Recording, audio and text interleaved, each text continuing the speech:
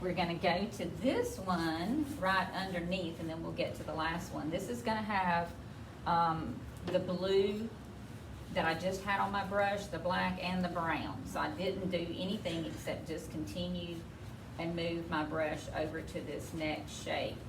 So it had blue and brown in it, but I added a little black for the corner to make it recessed and make it darker.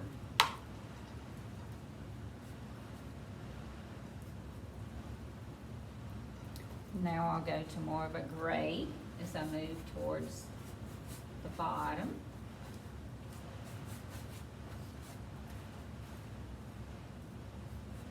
And then I'll add more of a brown in the middle.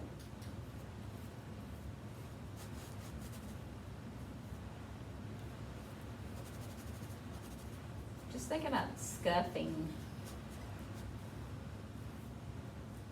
the paint into the space, just scuffing it right over the canvas. And then adding the lightest gray or the white right in the middle.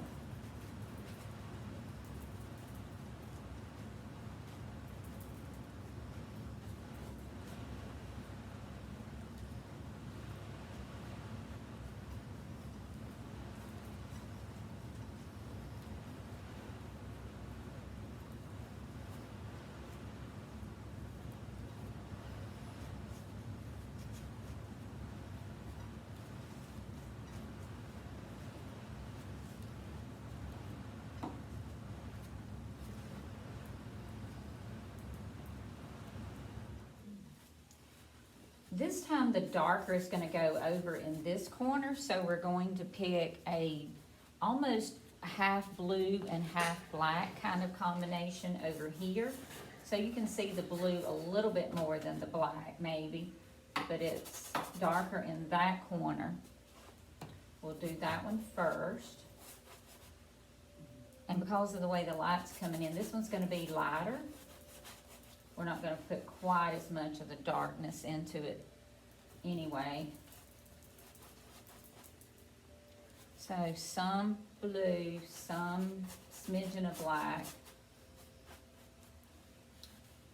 And then we're going to go for a good bit of gray. So just add the white to your brush with that blue and black already in it. It'll be perfect for what we want the inside part to be. Bluish gray. Remember, don't stay in the lines. Come out a little bit so you're overlapping. Remember, this is very organic form.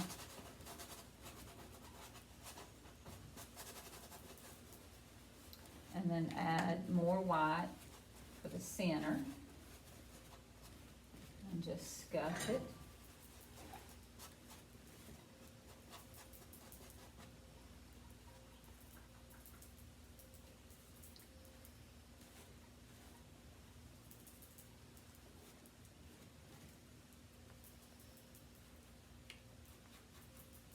We'll do something that we haven't done before, but we're going to start it here and then move it around the canvas. I actually want you to take in that gray, I want you to add a little bit of the ultramarine blue and a smidgen of the green this time. We haven't put that in, but we're going to start using it. And if you'll put the blue and the green together into the gray, you'll start seeing that the green will be brighter like this. So we'll add that into the mix.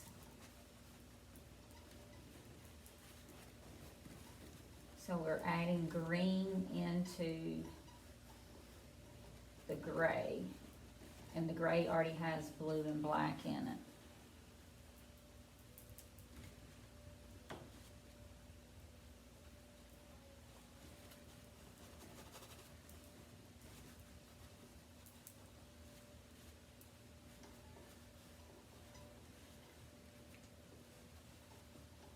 So a little bluish green color.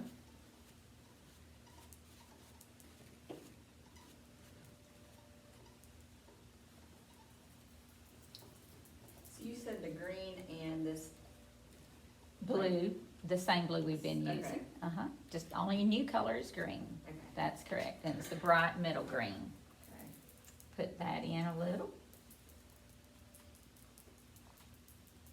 And then we're gonna go for some gold in it. And if you add the gold to the green, look at what happens. Look at this earthy green color, like a mossy green. Did we use the teal or the green? I used just the regular medium Okay, green. I gotcha. haven't used the teal yet. Teal's Okay. really strong, so we're Okay. gonna wait till the very end to put the teal in. You keep But- wanting to use that one. I know, it's hard not to. We'll get it going in just a second.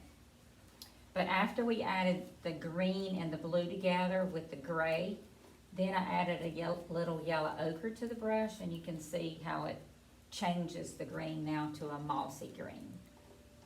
So we have all kind of things now coming into play with the colors.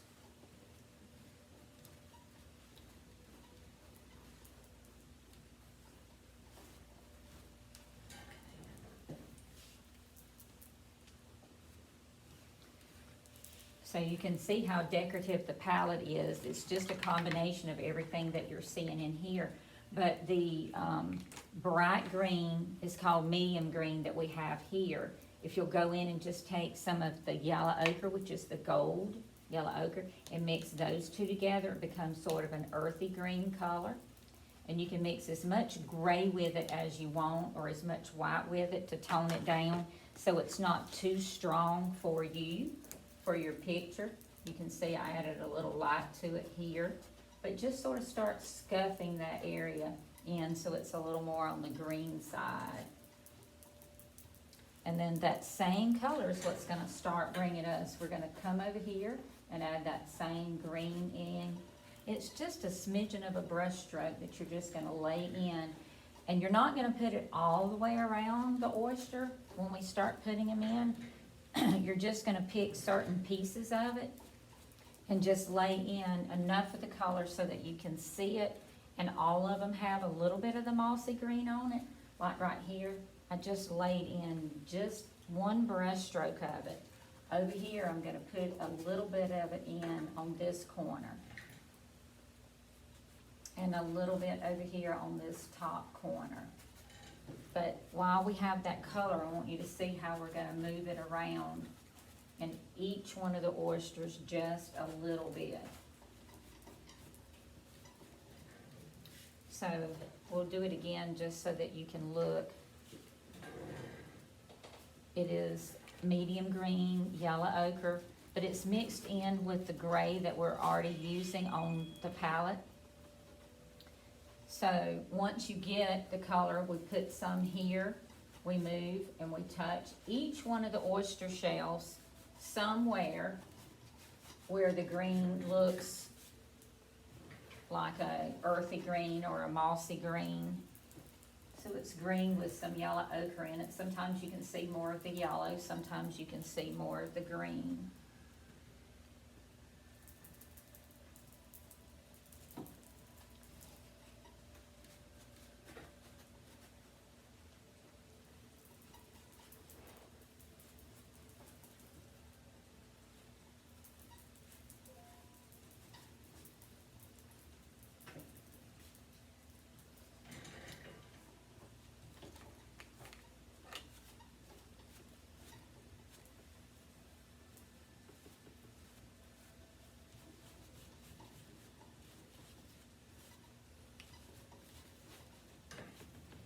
We don't wanna overdo it, just a little bit. We can always go back and add it. Now I'm gonna take the color that's on the brush, and this time I'm mixing a little more gold, or the yellow ochre, and a little more brown, the burnt sienna. So it's more like a sandy color. Dip your brush in the water once you have it made so that you can just pull. I pulled the brown and the yellow ochre right into that same grayish color that I've been using. It has a little bit of the mossy green color in it. Don't overmix, just pick up the colors and just let them sort of come together. And then use that as a color that you can add a few scuff marks with, just scuff marks, okay? It almost is like an apostrophe. Just lay it down and pull it across. lay it down and pull it across. And it's a warm color because it has that, yellow ochre in it, but it's not so strong that it, takes away from the feeling of the oysters being gray, but it just gives it just a punch of color and warmth.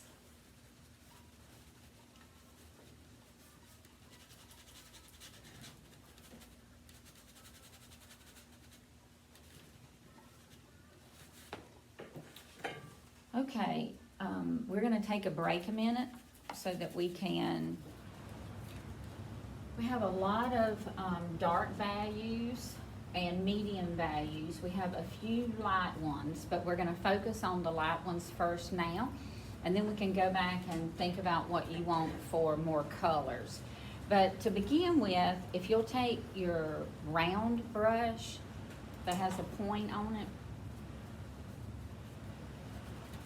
and literally just go in and wet it, just put it in the water tub, and then just tap it off or put it on your paper towel and sort of blot it dry a little bit. And then go into your white cup and just carry enough of the paint on the brush so that you have it like on the tip.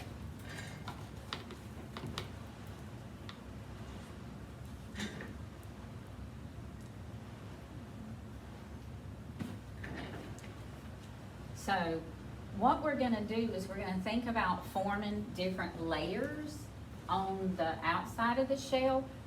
Remember in the very beginning, we went through the back and we made the edge with our shadow color around it.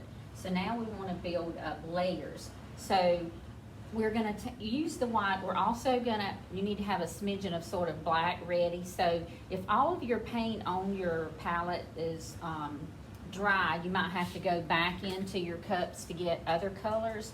We're gonna start with white and then we'll add some other colors in. But think about your shape. Now let's just go to the left to right kind of thing. Think about, instead of using the point of your brush like you hold a pencil, use it more overhanded where you've got your index finger on the top so it's looser. We don't want you to be too tight to begin with, okay? So to be able to have that work for you, think about going in and just literally laying the paint. We're gonna start with this little corner so that we can let it come out and we can see it. Now we're not gonna do the whole shell like that, but we're gonna pick some of the areas that we can bring out. We want it to have layers. And you can see that the white is pretty wide against what we already have. So it really begins to come out away from the background, which is what we want. But if you will think about it, you'll have to keep, because you've got a tiny little bit of paint on a tiny little brush, just one little point, that's why I'm holding it. You just have to keep reloading over and over and over again until you get enough paint in there to make it do what you want it to do. Stay loose and just come around, and after you do this top with white, then I want you to go and change and put a little bit of the black in it so it goes a little on the gray side, and then I want you to do some of it grayer, okay? I don't want everything black or white or gray. We want it to be a variety. So you might have to, on your palette, mix a space that has a little light gray on it so that you can change and alternate between the grays and the whites. We've already established all the blacks, all the darks, so that'll be already there for you. But this way the edge will come out against your background, and you can blend it out into your space as much as you want it to, but you don't really need to go very far because we're going to pick up another layer in just a minute. But we do want to get all the way around with either white or a very light gray. Now, it would also be a good idea to have some of the yellow ochre close by that you could add to the white. And then some of the places could be sort of a golden light color instead of white or gray. So that way we're sort of hitting all of our lights around the corner and we're making the shell. You'll have to continually dip between the water and the white paint and then the other colors that you want to put in. And once you get all the way around, we'll make a different path.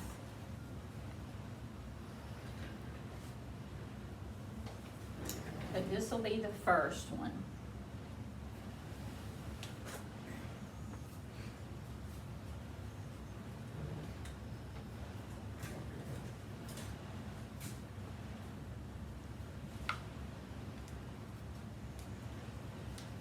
So going back into the water, into the white paint.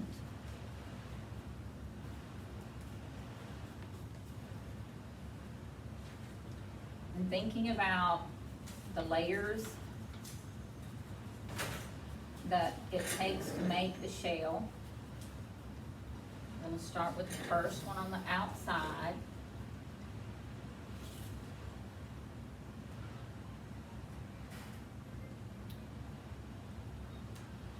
And then we're going to another layer right up against that layer, and this one's gonna be a little different. The value's gonna change.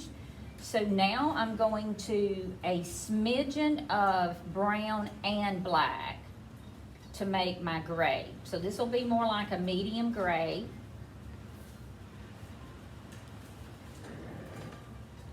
But we're almost outlining an outline. Now that we've gone all the way around with it with a light-ish white color, I'm gonna take and I'm gonna follow the same kind of pattern, but this time it's grayer, so the value is darker.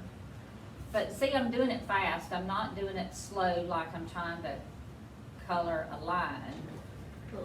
I'm just putting enough of the line in that you're building up layers of color. So that one's a darker.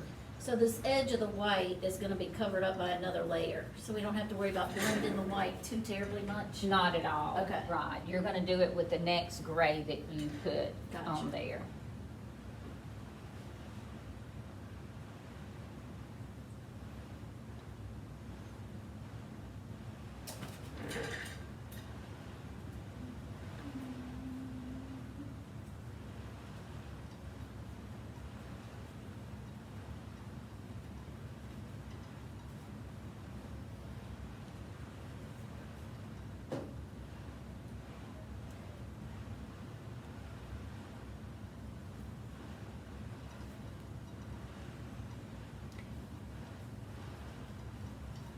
The next one that we do, and I know I'm talking ahead of you a little bit, but just to tell you what's gonna happen next, is we're gonna take the black and green into the gray.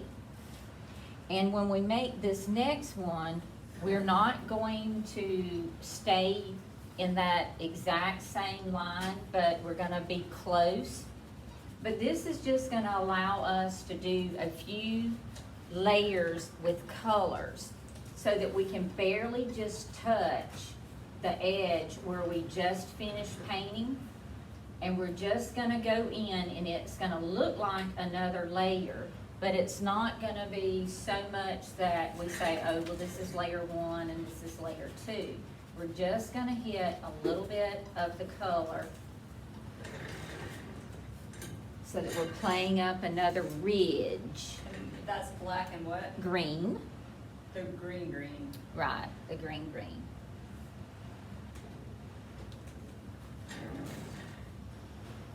How big is our gray area after the white? Just. If you looked at this space where I'm saying it's about 2 inches wide, Uh-huh, I'm thinking it is 1/4 of an inch for each one.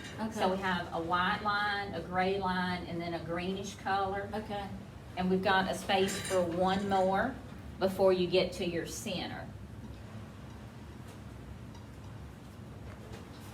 So before you get to the oval that we originally played with, we're gonna go back and add white.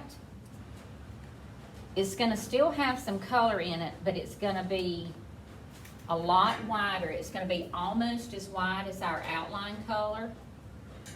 And we're just gonna brush that in a little bit around the oval shape so that it makes the inside shape recess and go further away.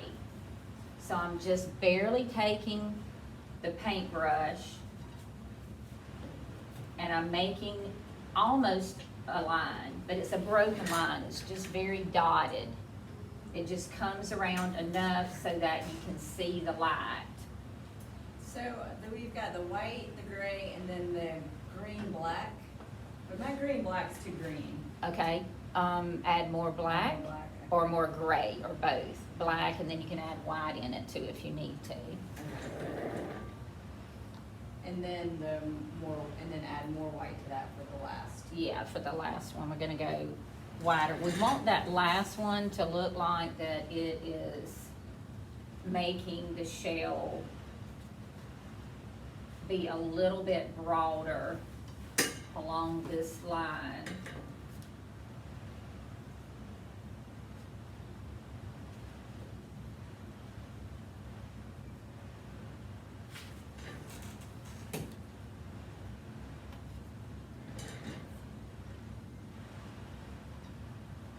This is actually white with a lot of that green base to it, but it also has some of the gold. None of these colors are exact, and they're all a little bit different based on what you actually need. But the goal is to have these layers of color, not as much of a line as much as just a gesture of a color that's hitting the oyster shell and sort of reflecting off of it. It's just like a gesture. Watch this. See how I'm just putting the mark on? Now this is the lighter color. And I'm just coming in and I'm just hitting it just like the light would hit the shell. But it's not a direct line. That's why I want you to use your brush very loosely so that you're having light colors in this space, but at the same time you are making sure that they're all very ragged and zigzaggedy, and they curve around. They're making the oyster shell. But as they make the shell, they're keeping that rhythm going that you have of the brush strokes that just dance around the edge. And you can begin to put as many in there as you need to so that you feel like that it's raised up against this dark ground. It has edges that you're accenting against the black that you put in. And it's light enough so that your gray is not too dark for your painting. And the little scuff marks add a lot of character to the shell. Gray color. Now, because we do have the turquoise on your palette and we haven't used it yet, I want you to use it sparingly. I love turquoise and I like for it to go in here, but I think that I would start with putting a dot of black in it and white so you get sort of a greenish, bluish kind of color first. And lightly, what you can do with that is it's almost like you're garnishing. See how you're just going around and putting a little bit of color? You can't do much of it, but if you like that color, it's a good color to put in. But literally with your brush, you're gonna have to continually dip it in the water, okay? Continually dip. Put your water right by your brush and just keep loading and changing the colors, changing the values.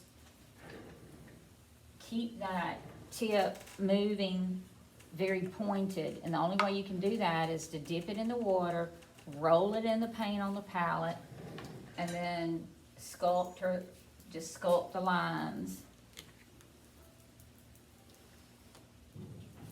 You are trying not to make it look like it's outlined. That is very important. But if you turn the brush to the side just a little bit, we want it to look organic. It's been outside, it's been in the ocean water, it's very worn out, antique, old. And you don't need to take away from the beauty of the marks that you've already made, because your painting is 90% finished. You're just good taking. Lord. You just need to dip in the water, dip in the white, find some edging in some places with the white, because we haven't used enough of the white of the oyster shell, because they really can be quite light on the inside.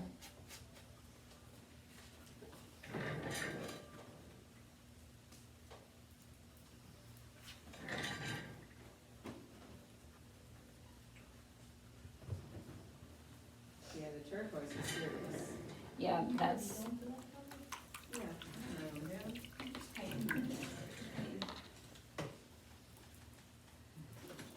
now that you're sort of on your own little path, if you go with the white and literally go in, you know, to all the shells, then you come back and you can do the same thing with the colors as you want them to start changing some.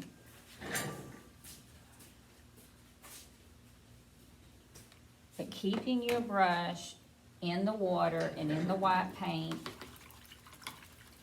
rolling the brush so it has a point on it, and then literally laying it down so that your edges become strong.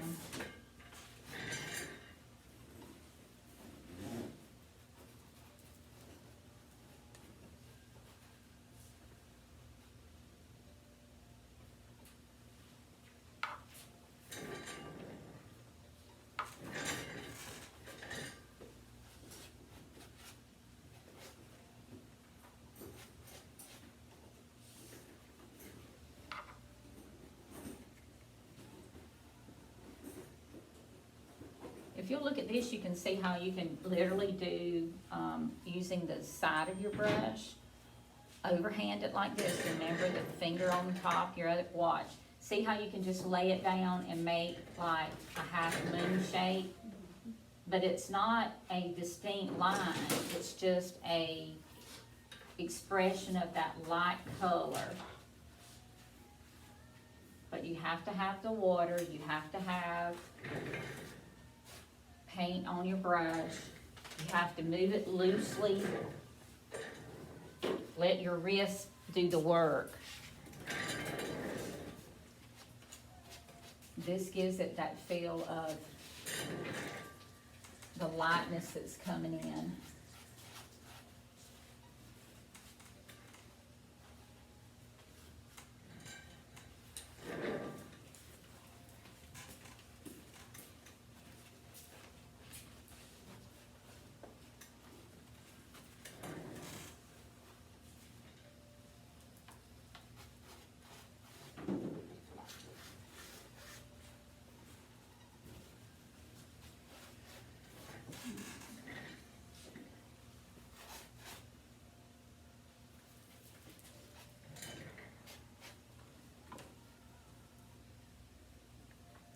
Once you have enough white or light in it, then you can go back and do the same thing with colors.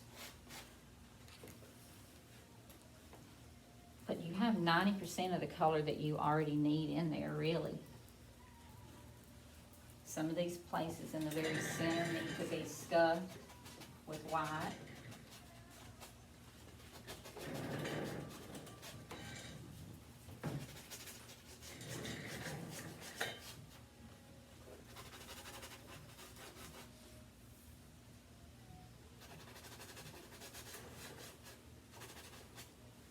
everything's circular.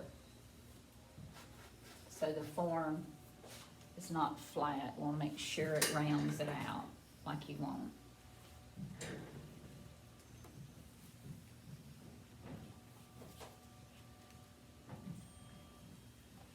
If you'll mix the black and white together, anything you're not sure about, take the black and white and put it in. If you've got too much green, too much gold, too much turquoise, the gray will just take care of it. All that brown we put in the background initially, that beigeish color, it's all going away, right? It's all- Not necessarily, no, I think you can keep a lot of it, but if you just touch this gray across the top of it, you can still see it coming through. You don't want to really cover up anything. You want all the layers to show through.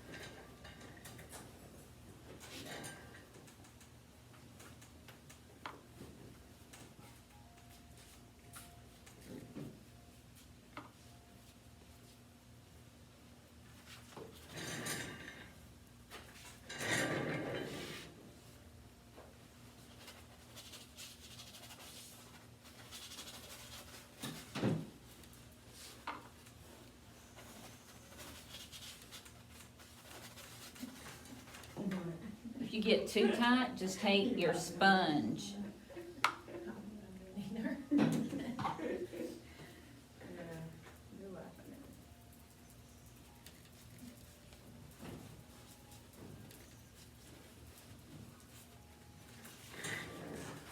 Probably alternate between your sponge and your brush, so that way you can make sure that you don't tighten it up too much and you leave it very loose. Mine's loose.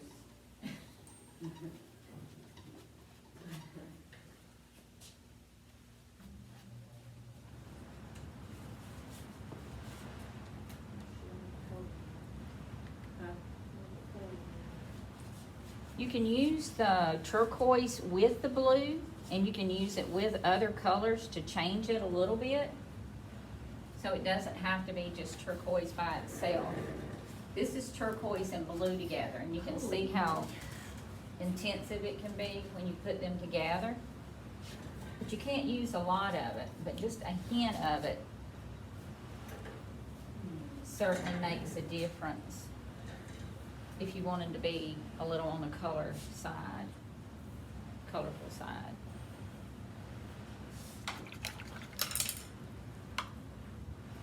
Drawing with the brown and the black together, if you just use brown and black like you have a burnt umber kind of color, just keep dipping the brush in the water. And literally you can just draw like, watch the process that you can use to draw like this. See how you just sort of give it a look of having sort of cracks? Yeah, what color is that? The brown? It's brown and black. And those little cracky things like that will definitely give it character. And it's the only type thing, or it's the only single line we have, so you're gonna need it to hold the painting together. Because just a lot of color doesn't necessarily do it for the strength that the painting might need. So, black and brown, a lot of water. You can even have the turquoise in that color, in the black and the brown. And you can begin doing almost like contour lines. They just follow the contour of the oyster.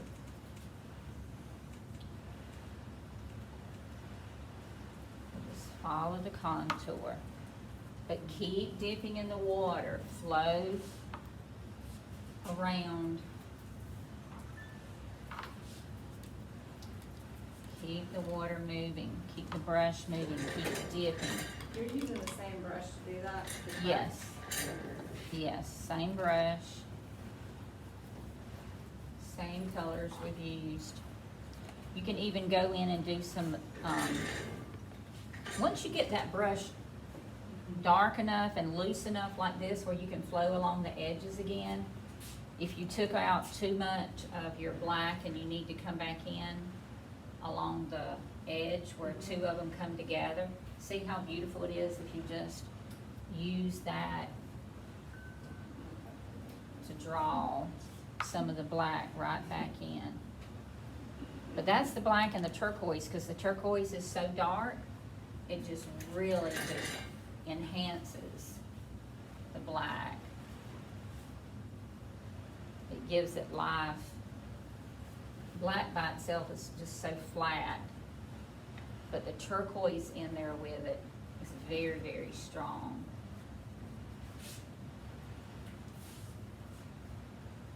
But at this point, you just have to keep changing colors to figure out what the painting needs, because every one of them are so different. So now I have enough turquoise, so now I'm going to something else. Going to brown to draw with a little bit.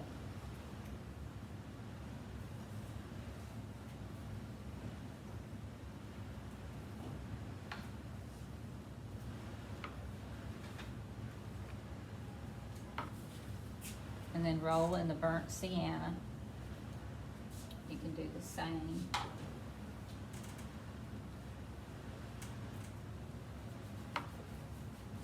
I don't think you're dipping in water enough. Me? Anybody. Oh. Everybody needs a little more flowy stuff going around the edges. We've got to make the edges look layered, and the only way they can do that is to build. And every color on your palette's gonna work for you, but you just have to really roll and do a very exaggerated drawing.